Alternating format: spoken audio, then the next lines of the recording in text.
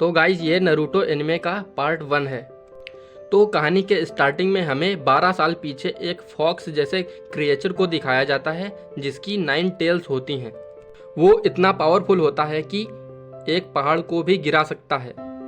गांव के बहुत सारे निंजास उस पर अटैक कर देते हैं, लेकिन इसमें बहुत सारे निंजा की जान भी चली जाती है और कुछ घायल भी हो जाते हैं।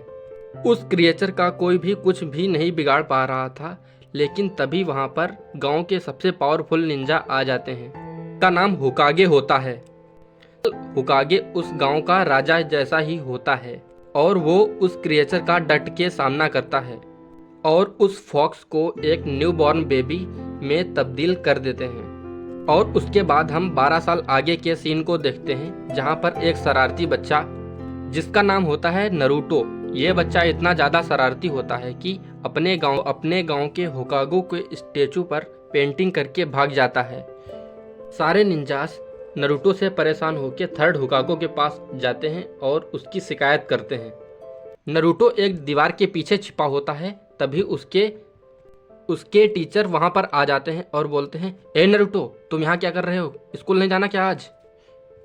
और टीचर होकागो उसको स्कूल लेके जाते हैं और फिर टीचर बोलता है कि तुम सभी लोगों का आज टेस्ट होने वाला है और इस टेस्ट में तुम सभी लोग अपना अपना रूप चेंज करके दिखाओगे। तो सबसे पहले सकुरा आती है, ट्रांसफॉर्म जुजुत्सु का यूज करती है। दरअसल जुजुत्सु एक निंजा टेक्निक होती है। और फिर उसके बाद सास्की की बारी आती है।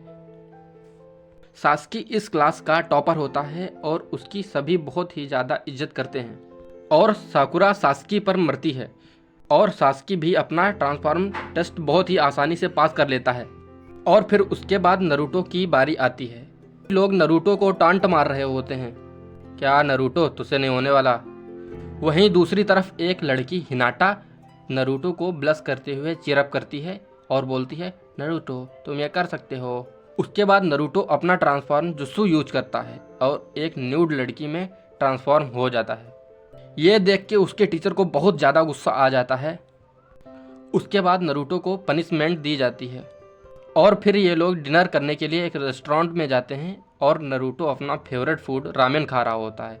दरअसल रामेन को ही नूडल्स बोला जाता है। नूडल्स खाते हुए इरुका सेंसी नरूटो से बोलता है कि तुम ऐसा क्यों करते हो? क्या तुम्हें पता नहीं है कि ये हमारे लिए कितने इम्पोर्टेंट हैं? तुमने उनकी मूर्ति को खराब क्यों किया? फिर नरूटो बोलता है, अरे हाँ सेंसी, मुझे पता है कि ये होकागे कौन होते हैं, बल्कि 4th होकागे ने तो हमारे विलेज को भी बचाया था 9 टेल्थ फॉक्स क्रिएचर से। लेकिन फिर नरूटो बोलता है कि मैं इन सबसे ताकतवर बनूंगा होकागे।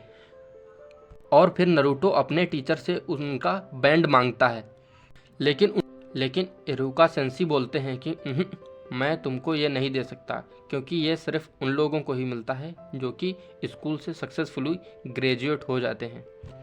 कल तुम्हारा टेस्ट होने वाला है, अगर तुम पास हो गए तो मैं तुम्हें ये दे दूंगा।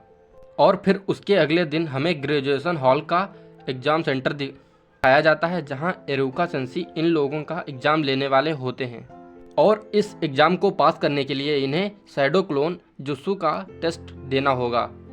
नरूटो ये सुन के घबरा जाता है, क्योंकि यही एक जुजुत्सु था जो नरूटो को ठीक से नहीं आता था। शैडो क्लोन जुजुत्सु एक ऐसी टेक्निक है जिसमें अपना खुद का क्लोन बनाना होता है। सभी बच्चे अपना टेस्ट पास हो जाते हैं और फिर उसके बाद नरूटो की बारी आती है। अभी तो बहुत कुछ होने वाला है भाई लोग, सपोर्ट करो, अच्छे से लाइक वाइक कर दो। नरूटो टेक्निक यूज करके अपना क्लोन बना तो लेता है, लेकिन वो बहुत ही कमज़ोर मरियल जैसा होता है। ये देख के उसका टीचर बहुत ही ज़्यादा खुंदस में आ जाता है कि क्या करूं मैं इस लड़के का, अब कैसे पास करूं इसको। पर इरुका सेंसी से बोलते हैं कि रहने दो, अरे यार पास कर दो इस लड़के को। इरुका सेंसी बोलते हैं कि मैं इसको पास नहीं कर सकता, क्योंकि एक असली निंजा एक निंजा होता है और नरूटो के अंदर एक निंजा वाली कोई भी काबिलियत नहीं होती है। ये सुन के नरूटो को बहुत ज़्यादा गुस्सा आ जाता है और फिर उसके बाद हम देखते हैं कि इस बैच के सारे बच्चे पास हो चुके हैं सिवाय नरूटो के। नरूटो उन सभी को एक झूले पर बैठकर देख रहा होता है और बहुत ही उदास होता है। नरूटो को सभी बच्चे टॉन्ट मार रहे होते हैं, लेकिन तभी मिजुकी सेंसी वहाँ पर आ जाते हैं। मिजुकी सेंसी उसको समझाते हैं और उसको पास होने के लिए एक दूसरा रास्ता बताते हैं। और इस तरफ हम नजुको सेंसी को देखते हैं जो कि सोच रहे होते हैं कि थर्ड होकागे ठीक ही बोलते थे, क्योंकि नरूटो भी उसकी तरह ही अनाथ होता है। तभी मिजुकी सेंसी वहाँ पर आ जाते हैं और बोलते हैं कि नरूटो स्क्रॉल ऑफ सीलिंग को लेकर कहीं भाग गया है।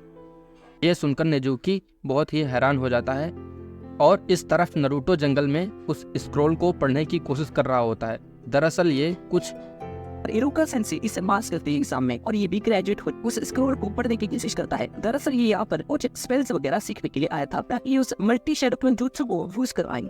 नरूटो को कुछ भी समझ में नहीं आ रहा होता है और इधर थर्ड होकागे सभी निंजास को नरूटो को ढूंढने के लिए बोल देते हैं।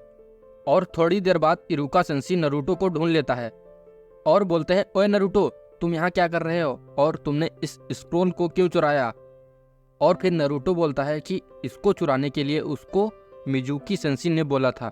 इरुका सेंसी ये सुनकर बहुत ही हैरान हो जाते हैं।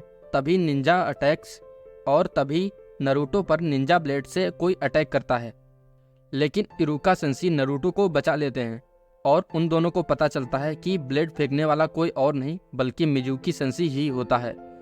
और फिर इरुका सेंसी समझ जाता है कि स्क्रोल सीलिंग को चुराने के लिए मिजुका सेंसी ने नरूटो का यूज किया है। इरोकी नरूटो से बोलते हैं, नरूटो जल्दी यहाँ से भाग जाओ। और फिर मिजुको नरूटो से बोलता है कि नरूटो, ये तुम्हारे जो सेंसी हैं ये नहीं चाहते कि तुम उस स्क्रोल को पढ़ के बहुत ज़्यादा पावरफुल बन जाओ। और फिर मिजुकी सेंसी नरूटो से बोलता है कि क्या तुम्हें पता है कि तुम ही हो नाइन टेल्ड फॉक्स? और फिर हमें पता चलता है कि जिस बच्चे के अंदर नाइन टेल्ड फॉक्स को डाला गया था वो और कोई नहीं बल्कि नरूटो ही होता है। और फिर नरूटो को समझ में आने लगता है कि सभी के सभी निंजास और विलेजर्स उससे इतनी नफरत क्यों करते हैं। नरूटो हमेशा से ही अकेले रहा होता है। और फिर मिजुकी नरूटो पर अटैक करता है, लेकिन उस अटैक को इरुका सेंसी अपने ऊपर ले लेते हैं और नरूटो को बचा लेते हैं। नरूटो इरुका सेंसी से पूछता है कि सेंसी, आपने मेरे लिए ऐसा क्यों किया? तो वो बोलता है कि मैं भी तुम्हारे जैसा ही था, मेरे भी पेरेंट्स नहीं थे और मुझे सब भूलने लगे थे, इसलिए मैं शरारतें करके लोगों का ध्यान अपनी तरफ खींचता था।